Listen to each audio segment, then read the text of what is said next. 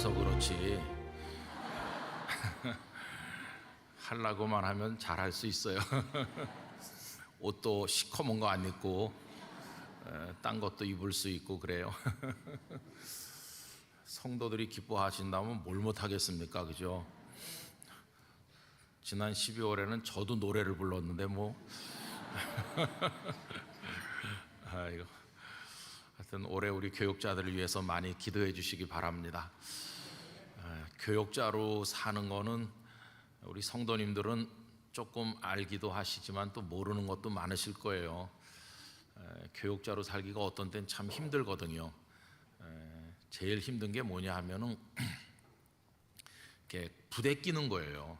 그러니까 몸이 피곤한 게 문제가 아니라 이렇게 여러 부서에서 일하고 뭐 이렇게 하다 보면은 마음속에 영적으로 충족되지 못하고, 또 교육자들도 다 사람이니까 시험에 들기도 하고 연약한데 과중한 업무가 있다든지 또 어떤 성도들을 돌봐드려야 된다든지 이렇게 하면은 내가 준비가 안 돼 있을 때 그런 요청을 받고 그러면은 이게 참 힘들죠, 그렇죠? 그래서 그때 진짜 주님이 만져주시는 게 필요합니다.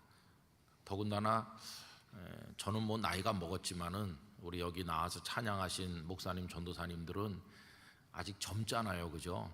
젊다는 것은 무한한 가능성이기도 하지만은 또 그런 어려움을 극복해낼 내성이 조금 약하다는 뜻일 수도 있어요. 그러니까 여러분들이 넓게 이해해 주시고 또 사랑으로 덮어주시고 기도 많이 해 주시기를 바랍니다. 뭐 한경직 목사님 같이 훌륭하신 목사님도 초년병이실 때가 있었잖아요, 그죠? 전도사 시절도 있었을 것이고 다 그렇게 시작하는 거죠. 그래가지고 다 나중에는 성숙한 하나님의 사람이 되어서 하나님 주신 곳에서 한국교회를 위해 일하게 되는 거니까 여러분들께서 우리 교육자들을 위해 많이 기도해 주시고 또 격려해 주시기 바라고요. 저는 영락교회가 많은 교육자들이 이렇게 거쳐가는데 우리 교회를 섬기다 가신 목사님들이 한국교회 곳곳에서 정말 훌륭한 주님의 종이 될 수 있도록 우리가 기도하는 거 필요하다고 생각합니다. 그래서 다른 교회들이 목사님을 모셔갈 때 영락교회 전도사님 출신이래요, 목사님 출신이래요 그러면은 보지도 않고 모셔갈 수 있는 그런 목사님들이 다 우리 교회에서 배출될 수 있도록 여러분들의 많은 기도를 부탁을 드리겠습니다. 저녁 식사들은 잘 하셨어요? 우리 교회 밥이 뭐 수만 원짜리 비싼 밥은 아니지만은 그래도 거저 먹으면 더 맛있는 밥이 우리 교회 밥인데, 또 이번 산상 원래 신령 기도회 산상에서 했었는데 이제 본당에서 하는 게 자리가 잡혔죠. 본당에서 하지만은 기도회 기간에는 여러분들에게 식사를 또 교회가 그냥 준비해서 드리고 이렇게 하려고 목양부에서 다 준비하고 있으니까 여러분 많이 오셔서 함께 해주시면 감사하겠습니다.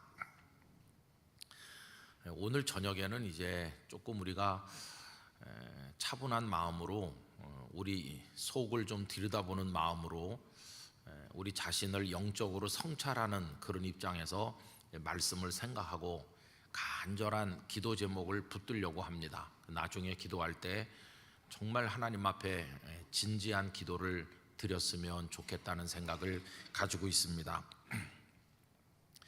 오늘 읽은 말씀 3절인데 여러분 먼저 우리 12절 말씀을 다시 한번 읽어보실까요?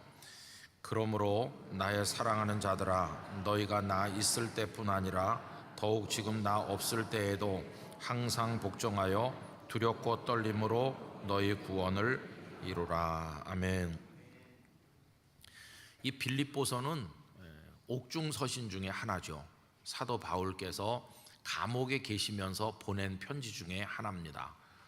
그러니까 거기 지금 읽은 12절 말씀에 보면 너희가 나 있을 때뿐 아니라, 이 말은 바울 사도가 빌립보에 함께 계실 때 그때뿐만 아니고 더욱 지금 나 없을 때에도, 이 말은 내가 지금 감옥에 있기 때문에 여러분들과 함께 있지 못하지만 그런 뜻이에요. 사도 바울이 늘 빌립보에만 계신 게 아니잖아요. 어떤 때는 빌립보 성도들을 만날 때도 있지만 어떤 때는 다른 곳에 가실 때도 있고 또 감옥에 갇혀 있기도 하니까 함께 있지 못할 때도 있어요. 근데 여러분, 우리 어린 자녀들도 엄마 아빠가 같이 있을 때는 행동거지가 이렇게 올바르다가도 엄마 아빠가 외출하고 나면 자기 마음대로 또 뭐 이렇게 하잖아요. 그것처럼 영적 지도자인 바울 사도가 함께 계실 때는 반듯하게 믿음 생활 잘 하려고 했던 그들이 사도 바울이 떠나고 안 계시면 이게 무너지고 좀 흐트러질 수도 있지 않습니까? 그래서 지금 바울이 당부하는 겁니다. 나 없을 때에도 항상 복종하여 주님께 순종해서 두렵고 떨림으로, 여러분 우리 신앙에 임하는 태도는 장난스럽게 그냥 뭐 아무렇게나 이게 아니라 진지한 마음으로, 두렵고 떨림으로는 아주 마음을 기울여서 진지하게, 그런 뜻이겠죠. 그래서 신앙생활은 진지해야 됩니다.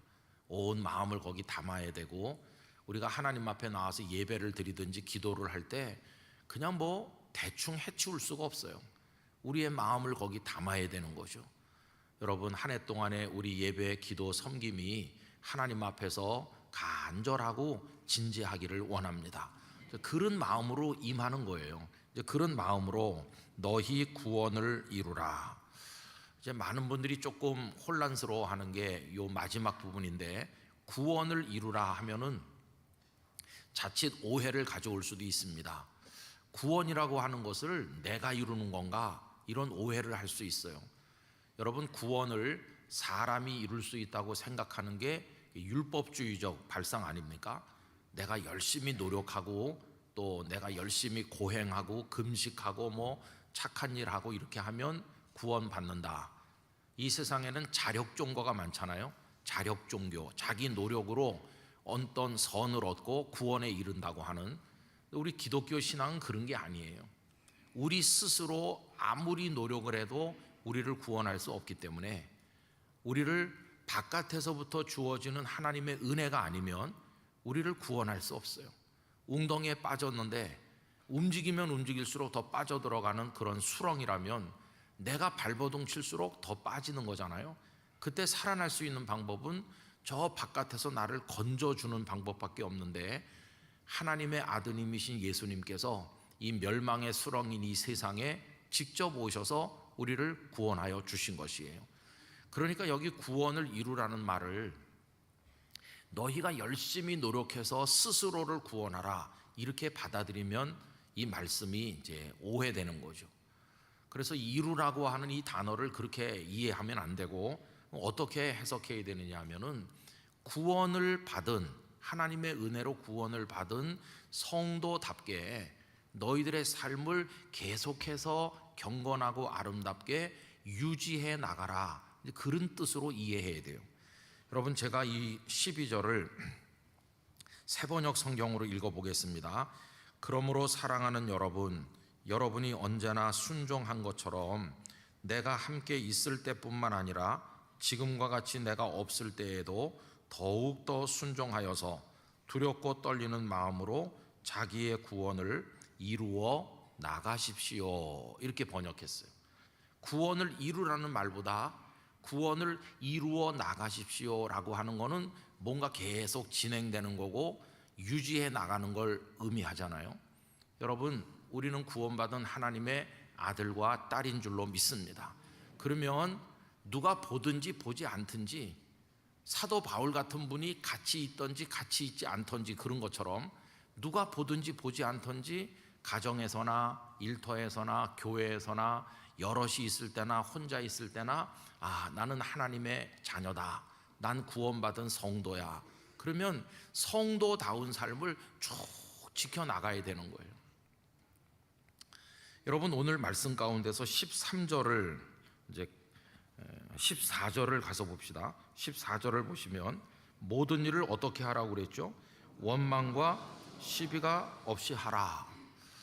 여러분, 어저께 주일 낮예배 시간에 제가 막 억울하고 원통하고 뭐 섭섭해가지고 우리 마음속에 분노가 쌓이고 막 이런 얘기 했습니다. 그죠? 근데 여기 지금 원망과 시비가 없이 하라는 것은 따뜻한 사랑으로 협력하고 배려하고 축복하고 칭찬하면서 한 덩어리가 돼가지고 협조하고 가능한 도와주면서 이렇게 하라는 거잖아요.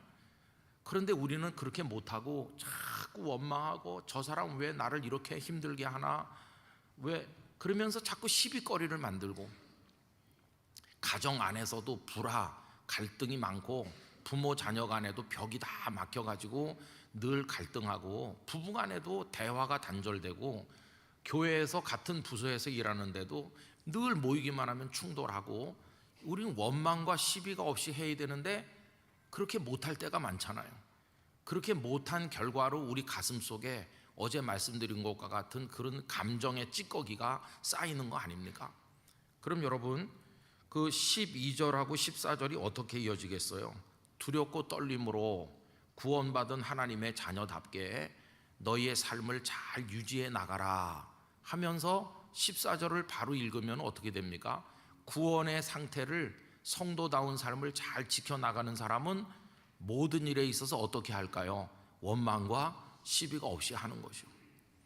그럼 여러분, 이걸 뒤집어 생각을 해보시면요, 내가 피스메이커인가? 내가 직장에 가든지 어디 가든지 내가 있는 곳에선 일이 잘 이루어지고 원만하고 그런가? 아니면은 나도 상처받고 남도 상처 주면서 집안도 시끄럽고 내가 하는 곳에는 다 뭐 갈등이 많고 그런가? 이 생각을 해봐야 되는 거죠. 목사님들도 참 다양해요. 우선 목사님들 뭐 성격 자체가 다양하잖아요. 푸근한 성격이 있어요. 도대체 급한 게 하나도 없고, 성도들이 가슴에 불이 나서 죽겠는데 목사님은 천천히, 이런 목사님도 있어요. 속 타서 죽겠다, 그런 성도들도 계실 거예요. 어떤 목사님은 정반대로 얼마나 달달 볶고 막 하는지. 그래서 옛날에 우스운 얘기가 많아요. 요즘은 뭐 다 승용차로 이렇게 신방 가고 하지만은 옛날에 걸어서 신방 다니고 할 때 신방대원은 주로 젊은 사람이 아니고 60, 70대신 노인들이시거든요. 할머니 권사님들이 가방 하나 들고 신방대원으로 나섰는데 30대 젊은 목사님은 막 달리기 하듯이 가면 권사님들은 못 따라가는 거예요. 신방 다니다 골병 드는 거죠. 아니, 우리 목사님 왜 저렇게 뛰나? 근데 목사님은 한 집이라도 더 가야 된다고 그러는 거고, 신방대원들은 그날 나온 것만 해도 굉장한 거예요. 다 집에 자리 깔고 누우셔야 될 분들이 나오셨는데, 그리고 이게 안 맞는 거예요. 목사님들이 다 다양하죠 뭐. 그러니까 성도님들이 그걸 좀 이해를 해 주셔야 돼요. 근데 이제 그런 게 이제 안 맞으면은 좀 힘들어요. 그래서 거기서 자꾸 원망과 시비가 생기는 거예요. 뭐 이런저런 일로 인해 가지고. 어떤 목사님은 교회 부임하면 참 성도들을 이렇게 잘 다독거리고 칭찬을 많이 하면서, 아무리 봐도 야단을 쳐야 될 성도 같은데도 야단 맞을 성도도 가만히 이렇게 보면은 장점이 있거든요. 그 장점을 칭찬하면서 참 이렇게 교회를 평화롭게 목회하시는 그런 목사님도 있는가 하면, 어떤 목사님은 세상에 완벽한 사람 없잖아요. 그래도 한 90점은 되면은 훌륭한 건데 꼭 10점 그거 모자란 거, 부족한 거를 어떻게 그렇게 찾아내는지, 그래가지고 계속 찔러요. 계속 찔러대고. 그래서 어떤 목사님이 오면은 전에 목사님한테 칭찬 못 받던 성도도 다 칭찬받고, 야, 우리 목사님 사랑이 많다 이러는데, 어떤 목사님이 오시면은 다 칭찬받던 성도들도 계속 지적만 받는 거예요. 그래가지고 오래 가겠습니까 그게? 아니, 목사님 좀 다 너그럽게 하지 왜 그래요? 그러면은 목사님이 완벽주의자라 그런 거예요. 당신이 완벽하니까 용납을 못해, 용납을. 아니, 성도들이 왜 이렇게 미지근하냐 이렇게 하면서. 여러분, 저는 어떤 형인 것 같습니까? 근데 그래가지고 다 이게 다르잖아요. 근데 제가 이렇게 가만히 보면은 원망과 시비, 이게 참 문제입니다. 그래서 목사님이 새로 부임했다고 막 성도들이 기뻐하는데 2년 3년도 못 가가지고 막 삐거덕대는 거예요. 목사님은 성도들을 원망해요. 성도들은 우리 목사님은 이상한 목사님이 왔다 그러면서 목사님 원망해요. 그런 게 너무 많은 거예요. 그럼 왜 그럴까요? 다 예수님을 안 믿는 사람들인가요? 다 믿는다고요. 목사기도 하고 장로님, 권사님, 집사님이기도 한데 근데 왜 그래요? 그죠? 그러면 이게 지금 뭐가 안 되고 있는 겁니까? 원망과 시비가 없이 잘 지내야 되는데 그거 못 한다는 건 12절이 안 되는 거예요. 12절. 아까 12절에서 뭐라고 했나요? 두렵고 떨림으로 너희의 구원받은 성도다운 삶을 잘 지켜나가라고 그러는데 그걸 지키는데 실패하는 거예요. 분명히 예수님을 믿는다고 그러는데 살아가는 모습을 보면 밤낮 원망이나 하고 시비나 하고 저런 사람이 진짜 예수 믿는 거 맞나? 이런 게 많이 눈에 보이는 거예요. 우리 자신이. 그래서 이게 안팎이 안 맞는 거죠. 그래서 여러분 여기 이제 중요한 문제가 13절에 등장하는 거예요. 13절을 한번 보세요. 두렵고 떨림으로 성도다운 구원받은 사람다운 삶을 지켜나가려면 뭐가 필요한가? 그게 13절이죠. 다 같이 읽겠습니다. 너희 안에서 행하시는 이는 하나님이시니 자기의 기쁘신 뜻을 위하여 너희에게 소원을 두고 행하게 하시나니 이렇게 말했어요. 여러분 성도다운 구원받은 성도다운 삶을 쭉 지켜나가고 평정을 유지하고 기쁨의 삶을 유지하고 하나님 기뻐하는 열매를 맺으면서 쭉 이렇게 살아나가려면 우리 속에 간절한 소원이 있어야 돼요. 소원. 그래서 13절을 다시 한번 눈으로 보십시오. 그 중간에 보시면 자기의 기쁘신 뜻을 위하여, 여기 자기가 누굴까요? 하나님이시죠. 하나님께는 기뻐하시는 뜻이 있어요. 우리에 대해서 바라시는 바가 있어요. 영락교회 성도들이 이렇게 살면 좋겠다고 원하시는 그런 하나님의 뜻이 있어요. 너희가 그렇게 살면 내가 참 기쁘겠어, 이런 하나님의 뜻이 있는 거죠. 그 하나님의 기쁘신 뜻을 위하여 우리에게 뭘 주시죠? 소원을 두고 행하게 하시는 거예요. 여러분 어떤 사람이 있을 때 그 사람이 어떤 사람인가를 우리가 알아차리는 방법 중에 하나는 평소에 그 사람이 어떤 소원을 가졌는가를 보면 대번에 알 수 있어요. 그 사람이 아주 속되고 저질적인 소원을 가지고 살면 그 사람 자신이 속되고 저질적인 거예요. 근데 그 사람이 늘 어떤 거룩한 소원, 목표가 높은 소원, 그런 소원을 가지고 살면 그 사람도 그런 사람인 거예요. 소원이 뭐냐에 따라서 그 사람이 그 존재가 결정되는 거예요. 그런 의미에서 2024년을 출발하는 우리 안에 아름다운 소원이 가득하기를 원합니다. 우리를 더 빛나게 만들어줄 수 있는 소원을 여러분 품으시기를 바랍니다. 근데 우리를 성도로서 더 빛나게 만들어주는 소원은 어떤 소원일까요? 그 소원은 하나님의 기뻐하시는 뜻을 따른 소원이에요. 나는 어떤 소원을 가지고 올해를 살아야 될까?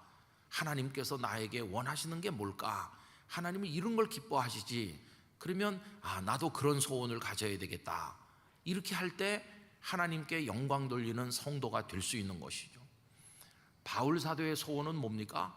바울 사도의 소원은 오직 먹든지 마시든지 무엇을 하든지 하나님 영광을 위하는 게 소원이었고요. 그 하나님의 영광을 위해서 생명을 내걸고 복음을 전도하는 게 바울 사도의 소원이었어요. 그러니까 사도 바울의 평생을 지배했던 소원은 누구를 기쁘시게 하기 위한 소원입니까? 하나님을 기쁘시게 하기 위한 소원이에요. 여러분 이게 성도가 가져야 될 소원이에요. 우리들도 하나님을 기쁘시게 하기 위해서 2024년 한 해 동안 나는 이런 목표, 이런 소원을 가지고 살겠습니다, 이렇게 해야 된다는 거예요. 자, 그런데 그 13절 앞에를 다시 보면 너희 안에서 행하시는 이는 누구시라고요? 하나님이시거든요. 참 감사하게도 하나님께서 지금 우리 안에 다 역사하고 계신 거예요. 여러분 속에 하나님이 역사하시는 걸 믿어야 됩니다. 나는 여기 있고 하나님은 저기 계시다, 이게 아니고 하나님 우리 안에 계셔서 역사하시는데 그게 누구시겠어요? 보혜사 성령님이시죠. 성령 하나님께서 우리 속에 오셔서 역사하시면서 내가 원하는 건 이런 거다, 그러니까 너 나를 기쁘게 하려면 이런 소원을 가져라 하고 우리에게 계속 속삭여 주시고 말씀하시는 거예요. 그럼 여러분 하나님을 기쁘시게 하는 성도가 되려는 목표를 가지고 하나님을 기쁘시게 하려면 2024년에는 어떤 소원을 가지고 살까 이렇게 생각을 할 때 결국 우리가 품어야 될 소원은 어디서 발견할 수 있을까요? 하나님의 기뻐하시는 뜻이 담겨 있는 이 말씀에서 발견할 수 있는 거예요. 여러분, 그런 의미에서 하나님의 말씀이 성도님들의 심령에 스며들기를 축원합니다. 이 말씀이 쭉 스며들어 가지고 하나님이 이런 거 기뻐하시는구나. 말씀이 깨달아져야 되고 이해가 돼야 되고 말씀에 진심으로 아멘 해야 되고 이게 하나님의 뜻이라면 이제부터 나는 이렇게 살겠습니다 하는 소원을 가지고 그 상태를 계속 이루어 나가는 거예요. 지켜 나가는 거. 12절 끝에 있는 것처럼 구원을 이루라. 계속 이루어 나가십시오. 어떤 문제가 생겨도 절대로 원망하지 말고 시비를 일으키지 말고 그런 소원을 가졌으니까. 그래서 하나님께서는 우리가 화평하기를 기뻐하신다. 그게 하나님 원하시는 거야. 그러면 이제부터 올해 나는 어디 가서든지 화평케 하는 사람이 돼야지. 여러분, 팔복에 보면은 화평케 하는 사람은 복이 있다고 하시면서 하나님의 아들이라 일컬음을 받을 것이다. 하나님, 올해 제가 가정도 평화롭게 하고 일터도 평화롭게 하고 내가 어딜 가든지 화평을 가져오는 사람 되고 싶습니다. 그게 올해 저의 소원입니다. 이렇게 꿈을 가졌으면은 이제 그걸 위해서 노력해 나가는 거잖아요. 그러니까 우리가 하나님이 기뻐하시는 소원을 가지고 살려면 무엇을 가까이 해야 될까요? 하나님의 기뻐하시는 뜻이 뭔지를 우리에게 가르쳐 주는 이 말씀을 가까이 해야 되는 거예요. 말씀. 우리가 작년까지 5육 코스 말씀을 이제 아침마다 이렇게 영상을 나누고 또 이렇게 성경을 읽었잖아요. 그런데 아무리 성경을 많이 읽고 그 영상을 아무리 많이 봐서 고개를 끄덕이면서 옳소이다, 다 옳은 말이야 이렇게 아무리 해도 그게 한계가 있다는 거예요. 왜 그러냐 하면은 우리 심령 속에 이게 스며 들어와 가지고 돼야 되는데 그냥 요 귀까지만 들어왔다가 다시 나가는 거예요. 그래서 우리가 변화되지 못하는 가장 심각한 문제는 바로 거기에 있는 거예요. 제가 이제 연말 연초가 되면서 가만히 생각을 해봤습니다. 작년 연말하고 1년 지난 지금 연말하고 좀 변했나? 긍정적인 방향으로 하나님께서 기뻐하시는 방향으로 좀 성숙했나? 좀 변화됐나? 아니면 좀 부흥됐나? 이렇게 생각을 해봤어요. 이거는 저 자신에 대해서도 생각을 해봤어요. 한 해가 지나는 동안, 한 해는 그래도 상당히 긴 시간인데 그 한 해 동안에 예배를 몇 번 드렸을까요? 한 해 동안에 주일 낮 예배만 오는 분은 52번 이러겠지만 저 같은 목사는 수도 없이 예배를 많이 드렸어요. 또 성경 말씀을 얼마나 읽었을까요? 1년 내내 이 성경을 손에 붙들고 살았으니까 읽기도 많이 읽고 듣기도 많이 듣고 줄도 치고 메모도 하고 뭐 1년 내내 하나님 말씀을 읽었잖아요. 그죠? 그리고 뭐 기도를 몇 번 했나? 헤아릴 수 없이 저를 위해서, 교회를 위해, 남을 위해서 뭐 1년 내내 그렇게 살았어요. 그러면 그 정도로 예배를 많이 드렸고 말씀도 많이 읽었고 묵상했고 그렇게 많이 기도도 했으면 1년 지났으면 좀 달라져야 되는 거 아닌가요? 그렇게 많이 했는데 그럼 좀 성숙도 하고 변화도 되고 부흥도 되고 그래야 되는데 이제 이거를 우리 영락교회에다가 또 적용을 해서 생각해 봤어요. 1년 전 영락교회랑 지금 영락교회는 다른 교회인가? 같은 교회인가? 주님이 원하는 방향으로 성숙됐나? 변화됐나? 부흥됐나? 여러분, 그런 걸 판단할 수 있는 기준이 뭐가 있을까요? 흔히 한국교회에서는 부흥 그러면 예배 오는 성도 숫자가 늘면 부흥이라고 말하긴 하지만 그런 거 말고 주님이 보실 때 아까 13절의 말씀처럼 주님이 기뻐하시는 대로 우리가 살고 있나, 그런 면에서 우리가 좀 변화되고 성숙했나, 그런 면에서 영적 부흥이 이루어졌나 이렇게 생각을 해보는 거죠. 우리 성도님들이 보실 때는 1년 전 영락교회랑 지금 영락교회랑 어떻다고 생각하세요? 글쎄요, 뭐 똑같진 않겠죠. 똑같진 않겠지만은 뭐 그렇게 눈에 확 띄게 우리가 변화됐다든지 뭐 그런 거 잘 모르겠어요. 우리가 정말 구원받은 성도다운 아름다운 삶을 계속 지켜나가고 하나님의 기뻐하시는 뜻을 가슴에 품으면서 하나님이 원하는 방향으로 우리가 성숙되어 왔다면 14절에 있는 것처럼 원망과 시비가 없이 했어야 되는데, 지난 1년 동안에 그렇게 많은 예배 드리고 성경 읽고 이렇게 하면서도 가정에서도 시비하고 원망하고, 직장에서도 시비하고, 교회에서도 원망하고 시비하고, 응어리가 쌓이고 묵은 찌꺼기 감정이 가득하고, 그러면 이게 뭐 좀 지금 잘못되고 있는 거잖아요, 그죠? 덜컥 두려운 생각이 들었어요. 만약에 계속 이런 거라면 2024년도를 출발해 봤댔자 1년 후에 또 똑같이 이런 거라면 이거 뭐 너무 심각하잖아요. 왜 이렇게 안 될까? 그런 생각을 해보는 거예요. 여러분, 그러면서 제가 이렇게 말씀을 여기저기 읽다가 한 가지 확 깨달은 게 있어요. 왜 안 될까? 그걸 깨닫게 됐어요. 여러분, 그 알고리즘이라는 말을 요새 많이 씁니다. 알고리즘이라는 말은 제가 사전적인 정의를 읽어보면 이래요. 사용자의 이용 기록과 각종 개인 정보 등을 토대로 이용자 개인에게 맞춤형 콘텐츠나 광고를 보여주는 일련의 규칙이나 전반적인 시스템. 읽으나 마나예요. 읽을수록 무슨 말인지 더 모르는 참 이상한 정의예요, 그죠?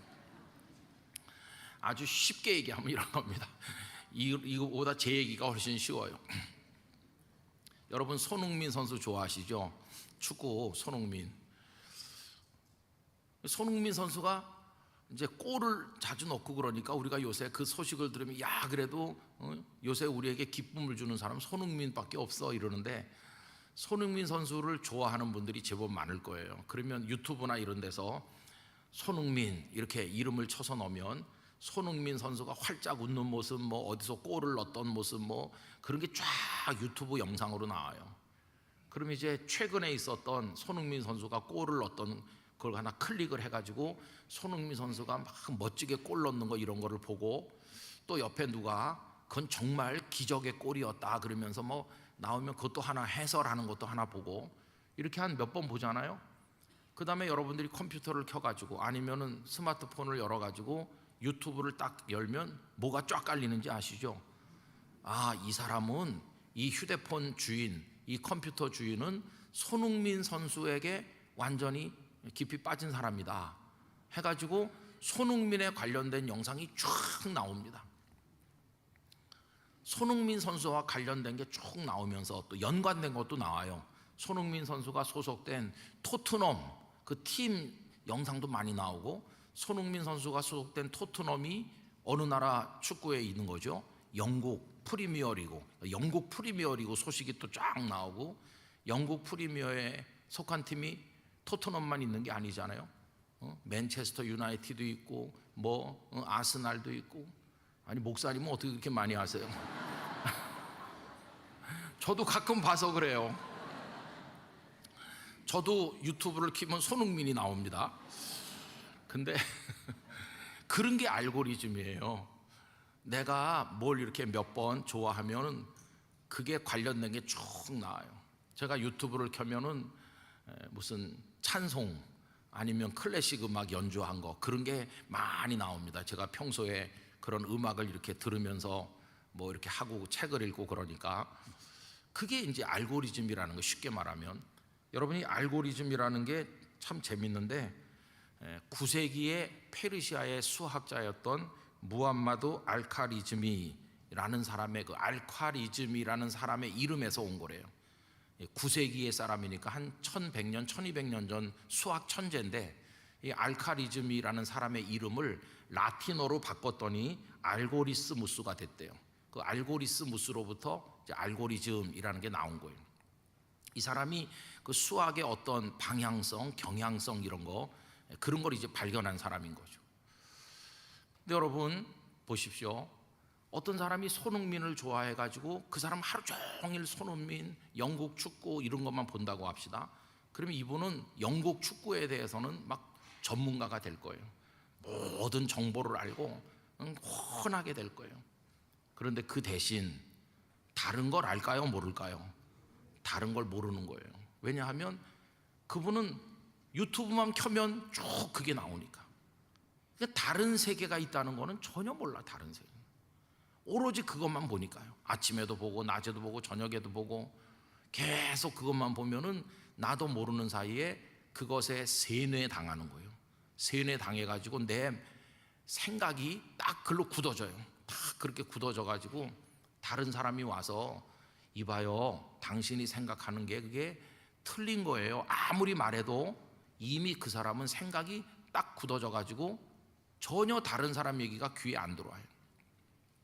이건 무서운 겁니다. 무서운 거. 여러분, 제가 이제 이 얘기를 어떻게 생각을 하게 됐냐 하면은 며칠 전에 성경을 읽는데 마가복음 11장 27절에서 33절까지를 깊이 읽게 됐어요. 여러분 뭐 굳이 성경을 펴시지 않아도 되는데 제가 설명해 보겠습니다. 예수님께서 예루살렘에 입성하셔서 성전에 장사하는 장사치들 다 쫓아내시고 이렇게 하신 거 아시죠? 그렇게 하고 나니까 발칵 뒤집혔어요. 대제사장, 서기관, 백성의 장로들이 떼거지로 몰려와가지고 예수님께 따지는 거예요. 아니, 이 성전이 얼마나 거룩한 곳인데 당신이 무슨 권위로 이렇게 뒤집느냐? 누가 이렇게 할 권세를 줬느냐? 우리가 성전을 관리하는 사람들이지 당신 예수는 뭔데 와가지고 이렇게 뒤집어 놓고 이렇게 행패를 부리느냐? 이제 이런 식으로 따지는 거예요, 예수님께. 그런데 예수님께서 뭐라고 대꾸를 하셨느냐 하면 질문을 하나 던지셨어요. 그들에게 던진 질문이 이겁니다. 예수께서 이르시되 나도 한 말을 너희에게 물으리니 대답하라. 너희가 대답하면 나도 무슨 권위로 이런 일을 하는지 이르리라 하시고 예수님께서 그들에게 질문하신 질문이 이겁니다. 요한의 세례가 하늘로부터냐 사람으로부터냐 내게 대답하라. 여러분, 세례 요한은 예수님보다 먼저 오셔서 굉장한 말씀을 전하신 능력의 선지자였잖아요. 많은 사람이 요한을 보려고 유대 광야로 몰려들었고 요한 앞에 자기 죄를 고백하면서 회개하고 요단강에서 세례받고 사람들은 요한이 수백 년 만에 오신 메시아가 맞을 거야 그러면서 요한을 메시아로 생각할 정도로 대단했어요. 인기도 대단하고 능력도 대단했어요. 요새 어떤 설교자가 있어서 외치면 사람들이 와서 대성통곡하고 회개하겠습니까? 요새 그런 설교자가 없는데 요한은 외쳤더니 다 와서 가슴을 치면서 회개하고 굉장한 능력자였어요. 그 세례 요한을 두고 물으시는 거예요. 요한이 그렇게 세례를 베풀고 했는데 그게 하나님이 보내서 이루어진 일이냐 아니면은 하나님과는 무관한 그냥 요한이 조금 인간적으로 특별해서 그런 거냐, 너희들 생각은 어떤지 말해봐라. 질문이 딱 주어졌잖아요. 여러분, 어떤 문제에 대해서 질문이 주어지면은 이제 대답을 해야 될 때 어떻게 하시겠어요? 대답을 하려면은 대답하기 전에 깊은 생각을 해봐야 되는 거죠. 깊은 생각. 생각은 정말 중요한 겁니다. 생각을 이렇게도 해보고 저렇게도 해보고 종합적으로도 해보고 분석적으로도 해보고 생각을 깊이 해서 깊이 생각하는 걸 사고한다, 사색한다 그러는 거죠. 깊이 생각을 해갖고 이렇고 이러니까 결론 이렇게 나와야 되잖아요. 그러면 이 사람들도 예수님께 질문을 받았으니까 생각을 해봐야 되는 거죠. 요한이 정말 굉장하긴 굉장했어. 지금 죽었으니 망정이지. 요한이 살아서 그 많은 사람들에게 말씀을 전할 때 아니 우리도 헷갈리지 않았냐? 우리가 사람을 보내서 요한에게 혹시 당신이 메시아입니까? 이렇게 묻지 않았냐? 정말 요한을 무시하기에는 그가 대단한 건 사실이야. 이렇게 생각을 했어요, 그들도. 그러면 예수님께 뭐라고 대답해야 될까요? 우리가 생각을 해봤는데 요한은 하나님이 보내신 사람이고 그가 베푼 세례도 하나님으로부터 온 게 맞는 것 같습니다. 이렇게 대답을 해야 되잖아요. 근데 그렇게 대답을 못하는 거예요. 왜 그렇게 대답을 못하냐 하면, 만약에 그렇게 대답하면 예수님께서 그들을 비판하실 거 아닙니까? 아니, 그렇게 하나님이 보낸 사람이라고 생각했다면 왜 당신들은 요한을 믿지 않았냐? 요한이 하는 말도 듣지도 않고 왜 당신들은 회개도 하지 않았냐? 예수님이 이렇게 말하면 대답할 수 있겠어요, 없겠어요? 대답을 못하는 것이죠. 그러니까 그렇게는 대답을 못했어요. 하나님으로부터 온 사람입니다. 이렇게 말하면 곤란하겠는데. 그래서 이제 또 하나 남은 대답이 뭡니까?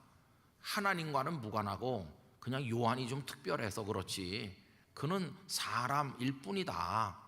사람일 뿐인 증거가 뭐냐 하면, 헤롯이 제수 헤로디아와 결혼한 거를 세례 요한이 책망했다가 헤롯의 생일날 헤로디아의 딸이 춤을 췄는데 그 춤값으로 세례 요한이 죽으셨잖아요. 순교당했잖아요. 만약에 하나님으로부터 온 사람 같으면 그렇게 계집아이의 말 한마디에 맥없이 죽을 리가 있냐? 그런데 그는 맥없이 죽어서 지금 세상에 없는데, 이걸 보면 하나님이 보낸 사람이 아니야. 그냥 좀 특별했던 인간에 불과해. 만약에 여러 가지 생각을 해서 그런 결론을 냈다면 그때 뭐라고 대답을 해야 될까? 예수님께 아무리 생각을 해봐도 요한은 그냥 사람일 뿐입니다. 하나님으로부터 온 사람이 아니에요. 이렇게 대답을 해야 되는데 그 사람들은 그렇게도 대답을 못해요. 왜 또 그렇게 대답을 못하냐 하면, 지금 주변에 세례 요한을 위대한 선지자로 믿는 백성들이 두 눈을 부릅뜨고 옆에서 지켜보고 있으니까. 만약에 그렇게 대답하면 백성들이 들고 일어나서 대제사장, 서기관 이 사람들한테 막 떠들면서, 아니 요한같이 훌륭한 분을 당신은 그렇게 생각하느냐고 그러면 할 말이 또 없잖아요. 그러니까 이 대제사장이나 서기관과 이 백성의 장로들이 하늘로부터라고도 대답을 못하고 사람일 뿐이라는 대답도 못하고 아주 비겁한 제3의 대답을 했어요. 그 제3의 대답이 뭐냐 하면, 우리는 모르겠다. 이렇게. 요한의 세례가 하늘로부터 온 건지 그냥 사람이 한 건지 우린 모르겠다고 슬쩍 발을 빼는 비겁한 대답을 했어요. 그랬더니 예수님께서도 내가 이 성전을 뒤집어 보니 이게 무슨 권위로 했는지 대답하지 않겠다 이렇게 하셨어요. 저는 그 대목을 늘 이해를 못했어요. 성경을 읽으면서도. 아니, 그 사람들은 모른다고 그래도 예수님은 대답하실 수 있잖아요. 내가 성전을 뒤집어 엎는 거 왜 뒤집어 엎냐고 너희들이 따지냐? 내가 성전의 주인이야. 내가 하나님의 아들이고 하나님이야. 성전은 내 집이야, 내 집. 근데 너희들이 와서 이렇게 뒤집어 엎었기 때문에 당연히 내가 내 집을 내 마음대로 하는 게 맞지. 이러면서 예수님이 대답을 다 해주실 수도 있잖아요. 대답을 해주시는 게 맞을 것 같아요, 그죠? 근데 왜 예수님께서는 나도 너희에게 말하지 않겠다고 하셨을까요? 왜 대답을 안 해주셨을까? 그게 늘 이해가 안 되더라고요. 그런데 요 얼마 전에 이 말씀을 계속 읽다가 탁 깨달아지는 거예요. 이겁니다. 대답해 주셔봤자 소용없다는 거예요. 대답해 주시면 그들이 아유 그렇습니까? 우리가 그걸 미처 몰라서 몰라 뵀습니다. 참 잘못했습니다. 그들이 이렇게 나올까요? 아니요.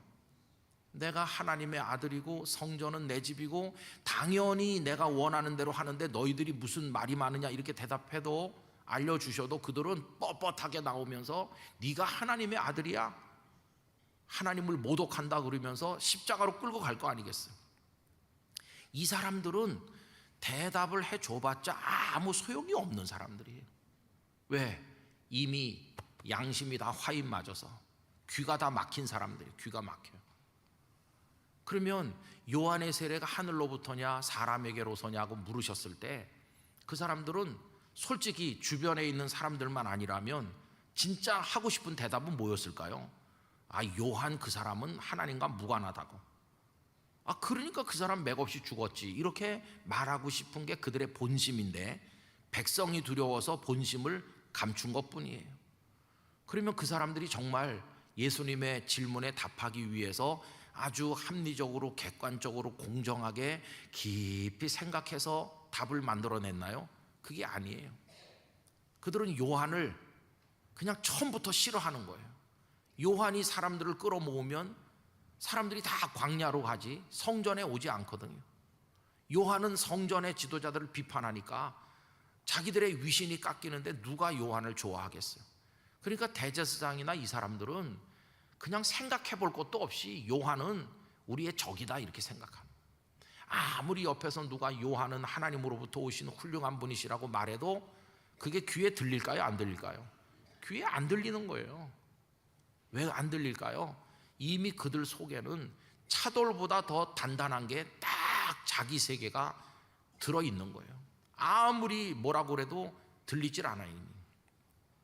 그걸 아시기 때문에 예수님도 너희 같은 사람들에게 말해줘봤자 소용이 없어. 나도 대답해 주지 않겠다. 왜? 들을 귀가 없으니까. 여러분, 이게 얼마나 심각한지 생각해 보십시오. 아까 제가 빌립보서 말씀에서 성도다운 삶을 지켜나가서 원망과 시비가 없이 하나님 기뻐하는 사람으로 살려면 말씀이 우리 속에 스며들어와 가지고 하나님이 기뻐하시는 게 이런 거구나 하면서 소원을 품고 그 소원대로 살아야 된다고 그랬는데 왜 하나님의 말씀이 우리 속에 스며들어오지 못할까? 왜 변화가 안 되고 왜 부흥이 안 되고 성숙이 안 될까? 그건요, 우리도 바리새인들이나 여기 백성의 지도자들 이 사람들처럼 우리 안에 뭔가 딱딱한 게 있는 거예요. 딱딱한 게. 여러분, 이런 얘기를 한번 해보겠습니다. 누가 총을 쐈어요. 그러면은 그 사람이 총에 맞았어요. 근데 그 사람 안 죽는 거예요. 그 총알이 기껏해야 그 사람의 입은 옷에만 구멍을 냈지 그 사람을 쓰러뜨리지 못해요. 알고 보니까 그 속에 얼마나 완벽한 방탄조끼를 입고 있는지, 아무리 총을 쏴도 옷만 너들해지지 그 사람 멀쩡한 거예요. 딱 그거와 같아요. 하나님의 말씀이 총알처럼 우리에게 계속 오는 거예요. 1년에도 수십 번 수백 번 하나님 말씀 우리를 찔러요. 그런데 우리 껍데기는 좀 변하는 것 같아. 가끔씩 말씀을 듣다가 눈물이 막 흐르기도 해요. 그러면서 막 가슴을 두드리고 회개하고 새 사람 되겠다고 그래요. 근데 그게 옷만 구멍이 뚫리는 거예요. 그 사람 속에는 방탄조끼가 얼마나 두꺼운지, 방탄조끼가 뚫려야 그 사람이 쓰러지는데 우리 속에 있는 속에 옛사람, 쾌쾌 묵은 옛사람, 아주 못된 옛사람은 방탄조끼 아래 숨어가지고 아무리 하나님의 말씀이 우리를 쏴대도 멀쩡해요. 그래서 목사님들이 하는 말이 있어요. 교회 와서 자주 우는 사람 믿지 말라고. 교회 와서 은혜 받았어요 목사님, 오늘 말씀이 나를 울렸어요. 눈물이 나서 견딜 수 없었어요. 이제 제가 변화돼서 새 사람 되려고 그래요. 그런 사람 믿지 말라고. 그냥 울었을 뿐이지 하나도 달라진 게 없다고. 눈물 닦아내는 그 다음부터 옛날 그 사람으로 다시 돌아가는 거라고. 아직 방탄조끼 아래 숨은 옛사람은 그대로 살아있는 거예요. 옛사람이 죽질 않는 거예요.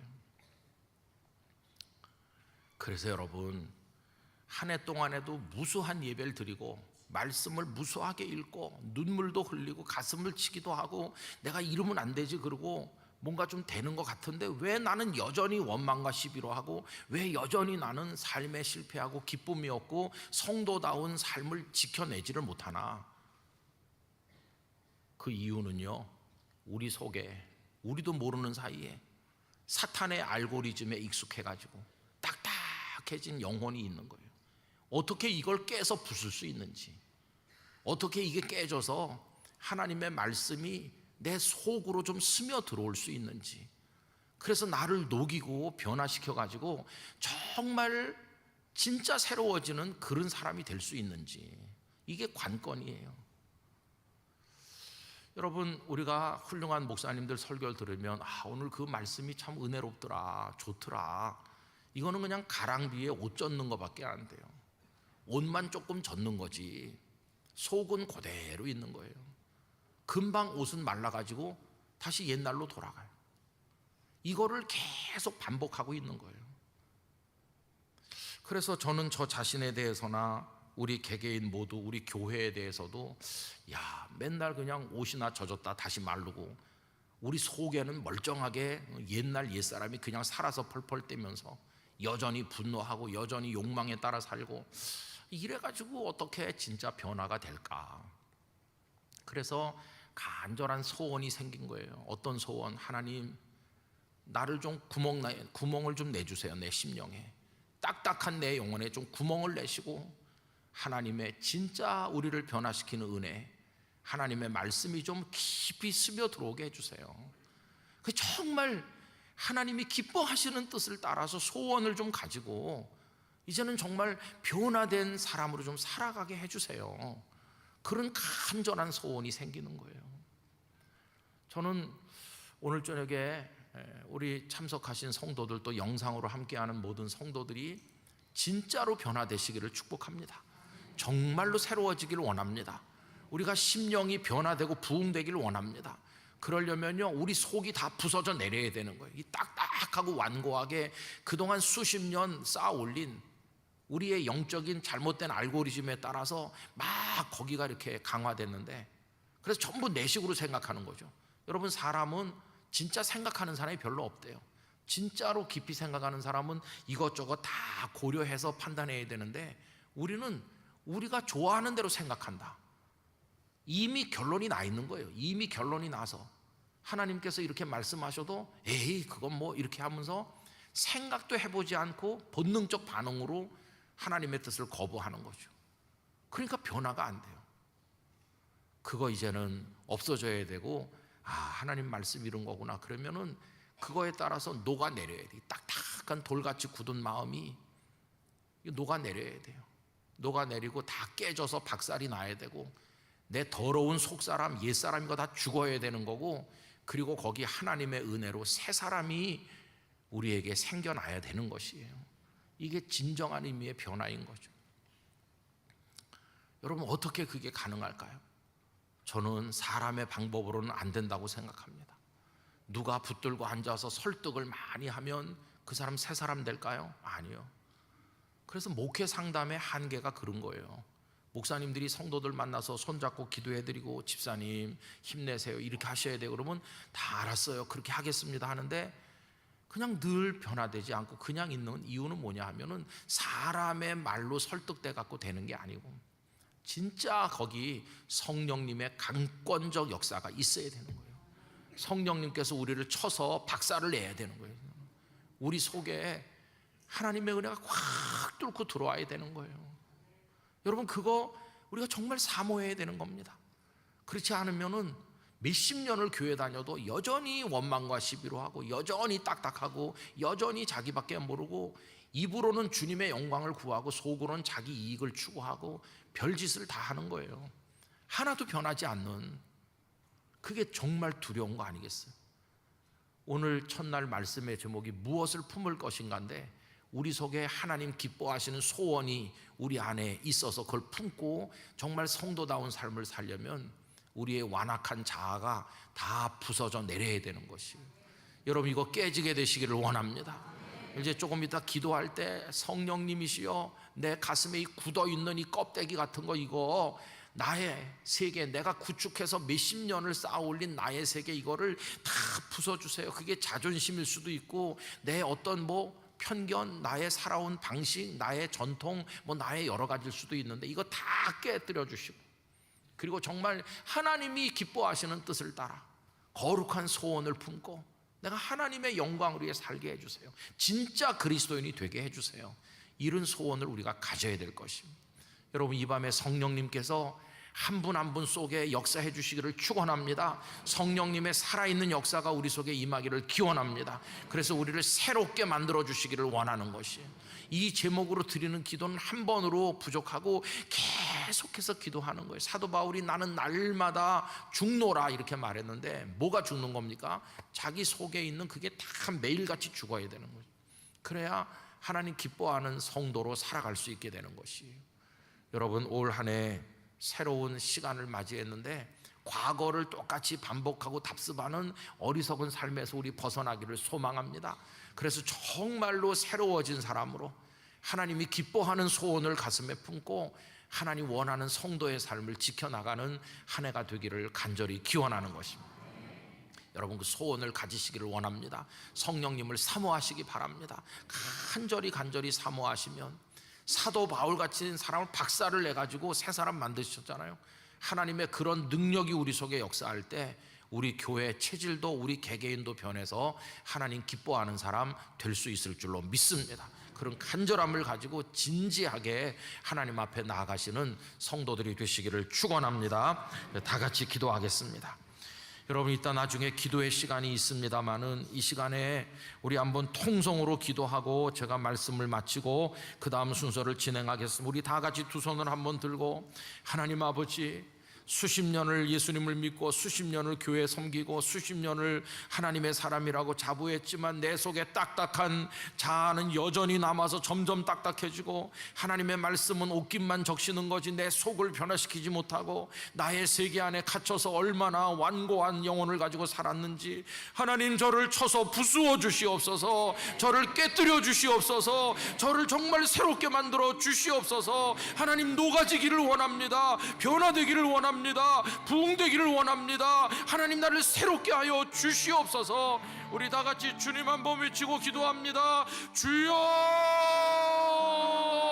걸어가시고 사랑이 많으신 하나님 아버지, 이 밤에 저희들로 하여금 신년 기도의 첫 시간 말씀을 나누게 해주신 것을 감사드립니다. 하나님 아버지, 우리 속에 난공불락에 요새처럼 굳어진 우리의 세계가 있습니다. 너무나 딱딱해지고 너무나 차돌같이 굳어서 하나님의 말씀이 뚫고 들어오질 못하고 우리를 새롭게 하지 못합니다. 얼마나 우리가 튕겨내며 하나님의 말씀을 거부하며 입으로만 아멘하며 삶으로 거절하는지, 하나님이여 저희를 하나님의 강권적인 능력으로 깨뜨려 주시기를 원합니다. 쳐서 부숴 주시기를 원합니다. 새롭게 만들어 주시기를 원합니다. 하나님의 능력으로 저희를 새롭게 하여 주시기를 원합니다. 하나님만이 저희를 새롭게 하실 수 있습니다. 우리의 심령 골수를 찔러 쪼개 주시기를 원합니다. 오 성령님이시여, 우리 영락의 권속들 한 분 한 분 이 불주한 종 하나님의 능력으로 역사하여 주시기를 원합니다. 이 밤에 강권적으로 역사하셔서 우리 개개인의 굳어진 모든 것들이 다 녹아내리고 변화되고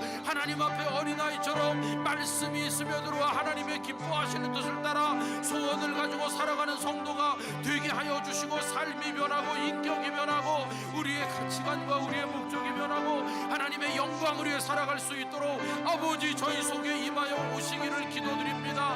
들어올린 저희의 두 손을 잡아주시기를 원합니다. 성령의 불을 내려주시기를 원합니다. 아버지 하나님, 밤에 우리 가운데 임하여 오시옵소서. 주여 역사하여 주시옵소서. 오 사랑이 많으신 하나님 아버지, 저희들을 깨서 부수어 새롭게 하여 주시옵소서. 우리 속에 뚫고 들어와 주시옵소서. 녹여 주시옵소서. 옛사람이 죽게 하여 주시옵소서. 하나님의 말씀을 따라 새롭게 빚어 만들어 주시고 하나님 기뻐하시는 거룩한 소원을 가지고 성도다운 삶을 지켜나가도록 진정한 승리를 주시옵소서. 성령님 우리 속에 임하여 역사해 주시옵소서. 예수님의 이름으로 기도하옵나이다. 아멘.